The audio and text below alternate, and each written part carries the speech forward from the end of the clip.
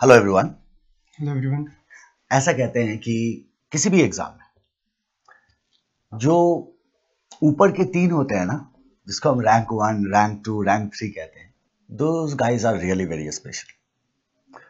वो क्यों स्पेशल है? क्योंकि जरा सोचो आप, अगर किसी एग्जाम में 1 लाख बच्चे अपेयर हुए तो उस 1 लाख में से हम 3 स्पेशल बच्चों की बात कर रहे हैं जिन्होंने बहुत कड़ी मेहनत की होती है और बहुत कड़ी मेहनत करके टॉप 3 में अपना पोजीशन बनाया होता है। और ऐसे ही एक शख्स से मैं आपको मिलवाने जा रहा हूं जिनका नाम है प्रियांशु शर्मा, और जिन्होंने नवंबर 2018 सीए इंटर सीए आईपीसी के एग्जामिनेशन में रैंक 3 स्कोर किया है ना। और ये अपने आप में एक बहुत बड़ी बात है and we are really proud of you. मैं चाहता हूं कि प्रियांशु अपनी जर्नी को आपके साथ शेयर करें और ये बताएं कि किस तरह से इन्होंने मेहनत करी, बहुत प्लान्ड वे में, बहुत डेडिकेटेड वे में, और इस पोजीशन को अचीव करा। प्लीज। मेरी सीए जर्नी स्टार्ट हुई थी जून 16 में, जब मैंने सीपीटी एग्ज़ाम दिया था। राइट। तो जुलाई 16 में उसका रिजल्ट आ गया था। फिर मैंने अगस्त 16 से क्लास स्टार्ट कर दी थी अपने साथ। तो पहले मेरा प्लान था कि मैं सिंगल ग्रुप दूंगा मई 17 में। देन मेरे फ्रेंड ने मेरे को कहा कि नहीं, you should go for both groups in November 17। So I think that I can do both groups as well.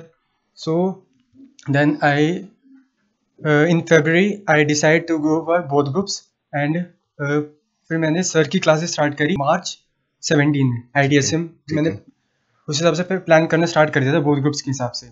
Sir की क्लासेस सबसे ज़्यादा इंटरेस्टिंग क्लास लगती थी क्योंकि सर नोट्स साथ साथ लिखवाते थे। मेरे को सबसे बढ़िया वही चीज़ लगी कि थियरी सब्जेक्ट में साथ साथ नोट्स करवाना वो बहुत बढ़िया बात होती है। और सर की क्लास ज़्यादा लंबी भी नहीं होती, 2 आवर्स की क्लास होती थी। सो पता भी नहीं लगता था कब खत्म हुई। सर के साथ साथ जैसे नोट्स करवाते थे वो मैं साथ साथ डेली के डेली रिवाइज करता था घर पे जाकर। और सर उसकी रिवीजन नेक्स्ट डे भी करवाते थे स्टार्टिंग में कि ये हुआ था।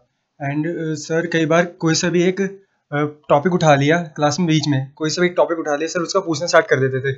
वो भी काफी इंटरेस्टिंग लगता था। Random question. और करेक्ट इनकरेक्ट आप टॉपिक वाइज साथ साथ लिखवा दिया करते थे कि इस टॉपिक से ये करेक्ट इनकरेक्ट बन सकता है। मैंने ITSM दोनों अलग अलग करके लिया था क्योंकि मैंने थोड़ा बैच लेट ज्वाइन करा था। तो पहले मेरा IT हुआ था एंड देन SM मैंने बाद में लिया था। How you feeling? कैसा लग रहा है आपको? सर बहुत अच्छा। यू आर फीलिंग स्पेशल ना? इस फीलिंग का कोई मैच नहीं होता, लेकिन पता है इस फीलिंग को गेन करने के लिए बहुत मेहनत करनी पड़ती है। मैं उम्मीद करता हूँ आप लोग भी बहुत मेहनत कर रहे होंगे। कंसिस्टेंट स्टडी करनी है, प्रॉपर प्लानिंग रखनी है। हमारे सारे स्टडी मटेरियल्स हमारे पूरी तरह से तैयार होनी चाहिए, चाहे वो क्लास नोट्स हो, चाहे वो RTP हो, उसको हमें थॉरली गो थ्रू करना है। As far as EISSM is concerned, EISSM बहुत डेंजरस पेपर है, हम जानते हैं। सेकंड ग्रुप में हमें इसे प्रायोरिटाइज करना है। कोशिश करनी चाहिए हमें कि कम से कम 2 घंटे, कम से कम 2 घंटे या आइडियली 3 घंटे हम इसको जरूर दें डेली बेसिस पे। डेली बेसिस की मैं बात कर रहा हूँ, 3 आवर्स मल्टीप्लाइड टू 7, क्योंकि ये सेकंड ग्रुप में यही पेपर आपके रिजल्ट को डिसाइड करेगा। तो निश्चित रूप से हमें इसे खास कंसंट्रेशन हमें इस पे रखना होगा, है ना। ये फैक्ट है, ये हम सब जानते हैं। तो क्यों ना हम इस फैक्ट को एक्सेप्ट करें, अकॉर्डिंगली आगे बढ़े। हम प्रायोरिटाइज करेंगे सेकंड ग्रुप में EISSM को और हम उसे थॉरली रिवाइज करते चले जाएंगे टिल एग्जामिनेशन। 3 रिवीजन कर दो आप, आपको कोई नहीं रोक सकता। अगर आप 3 रिवीजन अच्छे से कर देते हैं, इफेक्टिव वे में करते हैं, तो निश्चित रूप से आप भी रैंक स्कोर करके आओगे और निश्चित रूप से आप भी बहुत अच्छा एग्जाम्पल साइट करोगे अपने जूनियर्स के लिए और अपने जानने वालों के लिए, right. So thank you everyone and thank you Priyanshu for working so hard and making us proud. Thank you very much. Bye bye, take care.